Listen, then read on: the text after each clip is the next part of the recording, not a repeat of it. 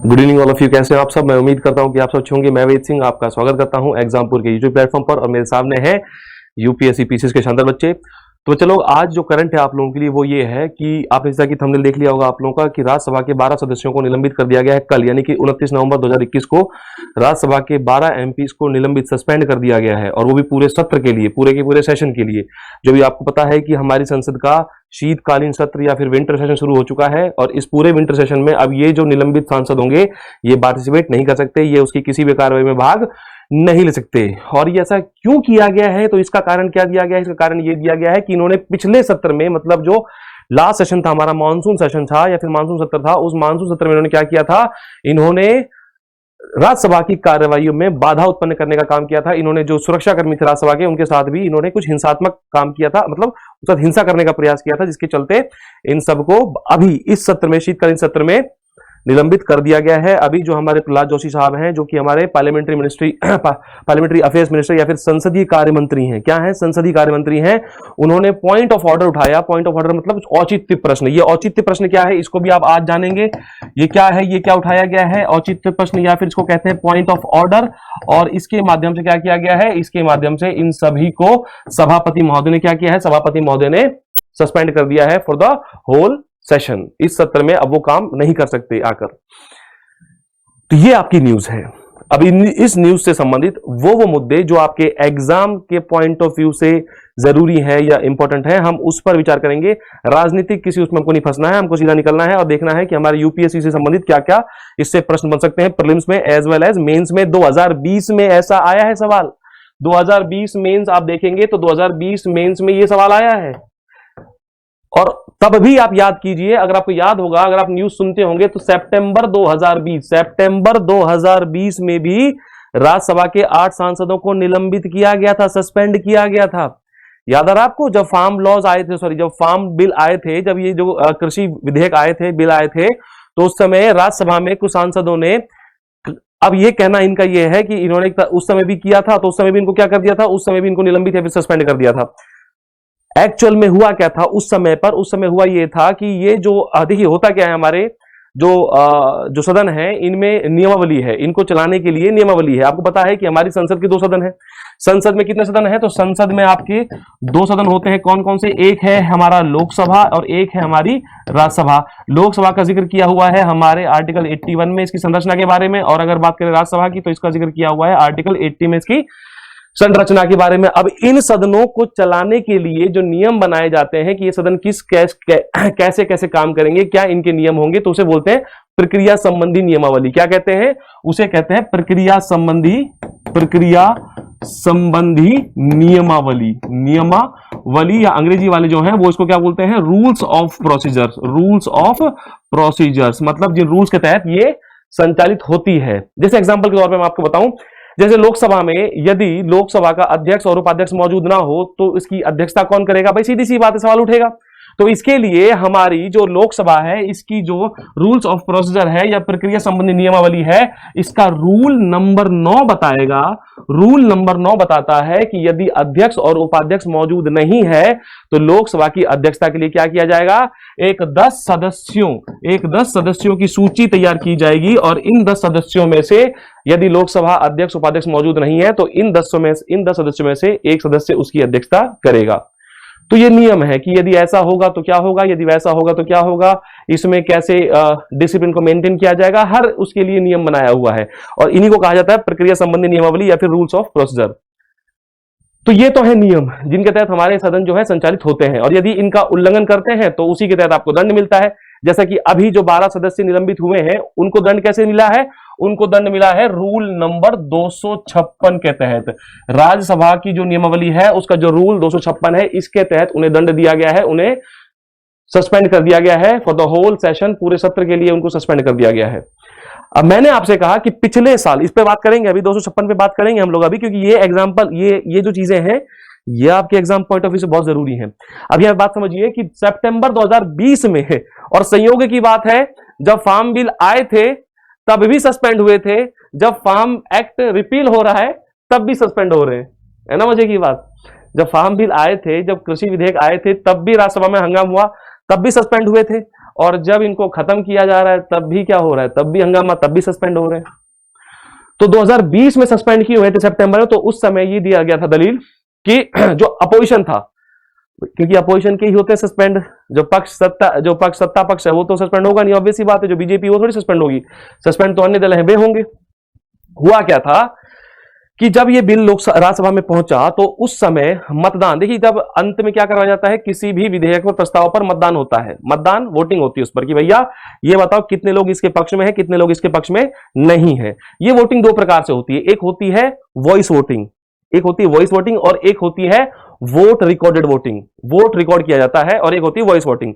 Voice voting का मतलब क्या होता है मेरे प्यारे, तो वॉइस वोटिंग का मतलब होता है जैसे सपोज करो किसी मुद्दे पर हाँ या ना सुननी है, अब सीधी सी बात है, मुद्दे पर पूछा जाएगा कि या इस बिल को पास किया जाए, कितने लोग इस बिल के समर्थन में हैं, तो आए या फिर यस। आए का मतलब है यदि आए ज्यादा हो गए मतलब ये बिल पास कर दो, मतलब सभी सहमत हैं, और नो, ने या फिर नो बोला जाए तो क्या होगा कि हम समर्थन में नहीं है, अगर मेजॉरिटी समर्थन में नहीं वालों की है तो बिल पास नहीं होगा। एक तरीका ये वाला होता है वॉइस वोटिंग की भैया आए या नहीं, यस अगर ज्यादा है तो पास होगा, मेजॉरिटी है तो पास होगा, अगर नए वाले ज्यादा हैं, नहीं वाले ज्यादा हैं तो पास नहीं होगा। दूसरा तरीका जो होता है वोटिंग का वो क्या होता है, दूसरा तरीका ये होता है कि भैया आपका जो वोट है वो रिकॉर्ड किया जाएगा, आपका जो वोट है वो क्या किया जाएगा, वो रिकॉर्ड किया जाएगा, और वोट रिकॉर्ड होने के बाद पता चल जाएगा आपको कि अच्छा 70% जो है वो इसके पक्ष में है, वोट आपने कर दिया कि भाई मैं इसके पक्ष में हूं, और या फिर मैं इसके विपक्ष में हूं, मैं इसमें मत इसके अगेंस्ट में डालता हूं। तो ऐसे में क्या होता है, ऐसे में वोट डलवाया जाता है और वो रिकॉर्ड होता है, तो वो भी सीधा सीधा आपके सामने आ जाता है कि हाँ चलो ठीक है 70 लोगों ने हाँ कर दी, मतलब ये बिल पास हो गया, तो अंत में घोषणा हो जाएगी कि ये बिल पास हो गया है। अब इसके लिए कंडीशन क्या है कि यदि एक भी सदस्य ने ये कह दिया, यदि एक भी सदस्य ने कह दिया कि भैया हमें ये वोट रिकॉर्डिंग वोटिंग चाहिए, समझिए इस बात को, क्योंकि लोकतंत्र है, हर व्यक्ति के पास अधिकार है, हर व्यक्ति के पास, सांसदों के पास विशेष अधिकार है, तो ऐसे में यदि एक भी सदस्य ने कह दिया कि भैया हमको तो वोट रिकॉर्डिंग करवानी है हमें, अब क्योंकि ऑब्वियसली बात है, अब चिल्लाएंगे सारे तो सुनाई कहां देगा, तो भगवान ही हो सकता है जो एक तरीके से इतने लोग चिल्ला रहे हैं उसमें से यस सुन ले कि अच्छा अच्छा यस ही बोल रहे हैं सारे के सारे, पर ऐसा नहीं है, शांति से अगर यस बोला जाए तो सुनाई दे सकता है, कोई दिक्कत नहीं है, और अगर शांति से नो वाले बैठे रहेंगे यस वाले बोल देंगे, या फिर नो वाले बोल देंगे और यस वाले बैठे रहेंगे। पर यदि सब चिल्लाने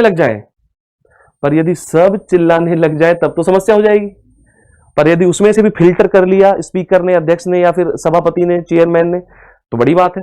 तो ऐसे में वहां पर कंडीशन है कि यदि एक भी सदस्य ने कह दिया कि वोटिंग जो है वो वोट रिकॉर्डिंग होनी चाहिए, वोटों को रिकॉर्ड किया जाए और हमें दिखाया जाए कितने लोगों ने दिया है मतदान यस के पक्ष में या नो के पक्ष में, तो वहां पर लगभग सभी विपक्षी दल जो थे वो वोट रिकॉर्डिंग के पक्ष में थे। पिछले साल की बात कर रहा हूं मैं, वो सारे किसके पक्ष में थे, वो सारे मानसून सेशन में जो लास्ट ईयर का था उसमें वो सबके सब वोट रिकॉर्डिंग के पक्ष में थे कि भैया वोट रिकॉर्डिंग करवाई जाए। पर चेयरमैन साहब ने उनकी बात नहीं मानी, उन्होंने क्या करवाया, उन्होंने वॉइस वोटिंग करवाई कि अच्छा ज्यादा यस यस यस ज्यादा यस, ये बिल पास हो गया। तो ये सारे जो सांसद थे, ये जो विपक्षी दल के जो सांसद थे, ये सब उनके आसपास आ गए, जैसे जो उनकी जो होता है उनका टेबल वगैरह, जो उनके आसपास आ गए, जो पीठासीन अधिकारी है उनका जो चेयर उसके आसपास आकर थोड़ा हंगामा किया, तो उसके चलते इनको सस्पेंड किया गया। उसके चलते क्या किया गया, तब उनको सस्पेंड किया गया था फॉर द होल सेशन, तब 2020, तो ये तब सस्पेंड किया गया था। सेम कृषि विधेयक की बात कर रहा हूं। और अब भी कल यानी कि 29 नवंबर 2021 को भी 12 सदस्यों को सस्पेंड किया गया है। सस्पेंड कैसे किया गया है, तो देखिए, तो मैंने आपसे कहा सस्पेंड किया गया है रूल 256 ऑफ राज्यसभा।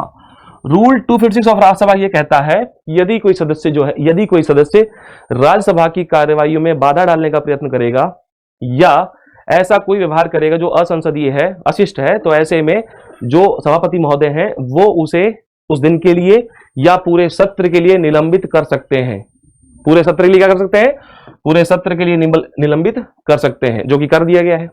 एक रूल 255 भी है, एक रूल 255 भी है, और रूल 255 ये कहता है कि किसी सदस्य को सभापति महोदय जो है वो एक दिन के लिए भी सस्पेंड या निलंबित कर सकते हैं, और यदि उसे सस्पेंड कर दिया गया तो अपेक्षा की जाती है कि वो तुरंत सदन छोड़कर चला जाएगा।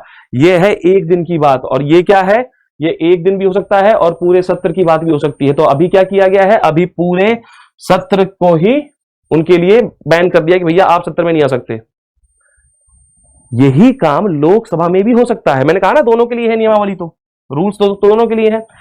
अब अगर लोकसभा की बात की जाए तो यहां पर है रूल नंबर 373 और 374, 373 एंड 374। रूल 373 अगेन लोकसभा के अध्यक्ष को शक्ति देता है कि यदि कोई लोकसभा की कार्यवाही में बाधा उत्पन्न करता है, अवरोध पैदा करता है, ऐसे में क्या कर सकता है अध्यक्ष महोदय, ऐसे में वो उसको सस्पेंड कर सकता है, निलंबित कर सकता है फॉर द होल सेशन और for a certain time period, समय के लिए या फिर पूरे सत्र के लिए भी। और 374 कह रहा है कि उसको एक दिन के लिए भी अध्यक्ष महोदय सस्पेंड या फिर निलंबित कर सकते हैं, कोई समस्या नहीं है। यदि सस्पेंड कर दिया गया तो तुरंत उसे सदन छोड़ना होता है। यह है इसमें। Am I clear? और ऐसा पहली बार नहीं हो रहा है कि ऐसा पहली बार हो रहा है कि सस्पेंड किया जा रहा है, नहीं, ऐसा पहले भी हुआ है। अभी आपने देखा 2020 में भी सदस्यों को सस्पेंड किया गया था। इसके पहले 2019 में भी सस्पेंड किया गया था, 2014 में भी सस्पेंड किया गया था। 1989 राजीव गांधी ने तो हद कर दी थी, 63 सांसदों को किया था, 63 सांसदों को निलंबित कर दिया था क्योंकि वे अशिष्ट आचरण या फिर असंसदीय आचरण कर रहे थे। कहां पर? सदन के भीतर। तो ऐसे में ये क्या क्या है, ये सब नियमों के तहत काम होता है। अब यदि कोई ऐसा अशिष्ट व्यक्ति है, ऐसे अशिष्ट सांसद है या असंसदीय व्यवहार कर रहा है तो उसके लिए ये सब नियम है जो उसे फॉलो करने हैं। हर सांसद के लिए ये नियम है और उन्हें ये फॉलो करने होते हैं। अब जो विपक्षी दल बवाल कर रहे हैं, वो क्यों बवाल कर रहे हैं, वो क्यों क्रिटिसाइज कर रहे हैं, आलोचना कर रहे हैं इस फैसले की? कारण है, उसका कारण ये है कि जो 256 का उपयोग किया जाता है, मैंने अभी आपसे कहा किस लिए किया जाता है, तो ये किया जाता है यदि कोई असंसदीय व्यवहार कर रहा है या फिर राज्यसभा की कार्यवाहियों में अवरोध पैदा करता है, तो ऐसे में उसे सदन से निष्कासित मतलब उसे निलंबित या सस्पेंड किया जाएगा फॉर डे और कैन से फॉर अ होल सेशन, पूरे सत्र के लिए भी उसको निलंबित किया जा सकता है। पर ये करंट सेशन की बात करता है।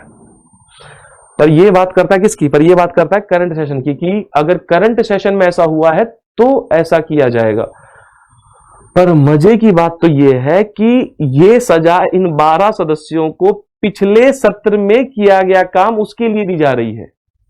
मतलब जो इन्होंने मानसून सेशन में किया, आप देखिए कहां पर पंगा फंसा हुआ है।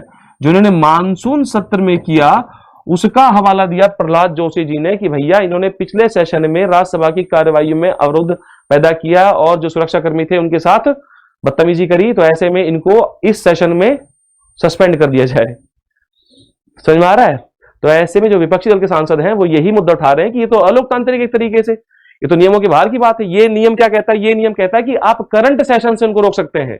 जो करंट सेशन है, जो करंट सत्र चल रहा है, आप इसमें उसको भागीदारी बनने से रोक सकते हैं। ये थोड़ी है कि आप पिछले सेशन के उसके आधार पर आप अभी रोक देंगे, आप कल को जाके अगले सेशन में जाके ये कह देंगे कि आपने उससे पिछले सेशन में पिछले साल 2 साल पहले किया था ये काम। तो इस पर विवाद हो रखा है और यही कारण है कि 2020 में आईएएस का क्वेश्चन भी बना था। 2020 में आईएएस का मेंस का सवाल बना था। क्या बना था? तो भारतीय जो लोकसभा के अध्यक्ष हैं उनका कंपैरिजन करवा दिया था किससे? जो इंग्लैंड के सभापति, जो इंग्लैंड के अध्यक्ष हैं, वहां जो स्पीकर हैं उनसे। सवाल कुछ इस प्रकार का था, मुझे एग्जैक्टली याद नहीं है।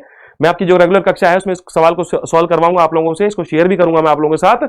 ये सवाल कुछ ऐसा था कि भारतीय जो लोकसभा का अध्यक्ष है और जो इंग्लैंड में जो उनका हेड होता है या अध्यक्ष होता है, कुछ कंपैरिजन की बात थी।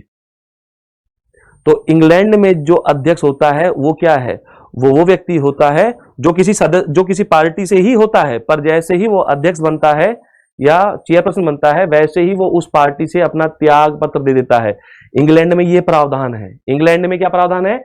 इंग्लैंड में प्रावधान है कि यदि कोई व्यक्ति वहां अध्यक्ष बनता है हाउस का, तो उसे अपनी राजनीतिक दल से त्याग पत्र देना होता है ताकि वो निष्पक्ष होकर काम कर सके। भारत में ऐसा है क्या? क्या भारत में भी ऐसा है कि ओम बिरला साहब जो हैं उन्होंने अपनी उन्होंने अपनी सदस्यता त्याग दी हो भाजपा पार्टी की? ऐसा नहीं है।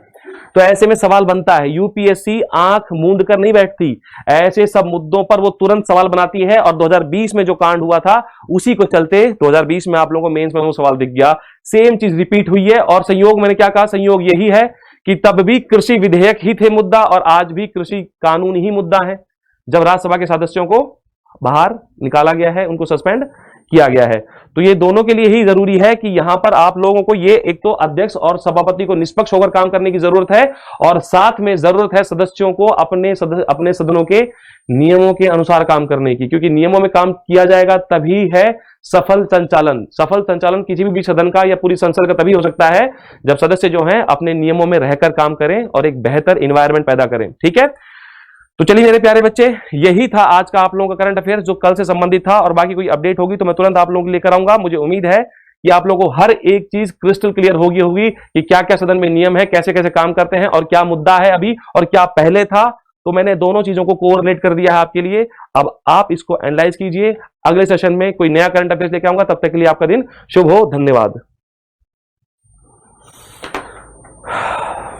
माइक बंद कर दो, बोर्ड हैंग हो गया ना, ये कुछ क्लिकिंग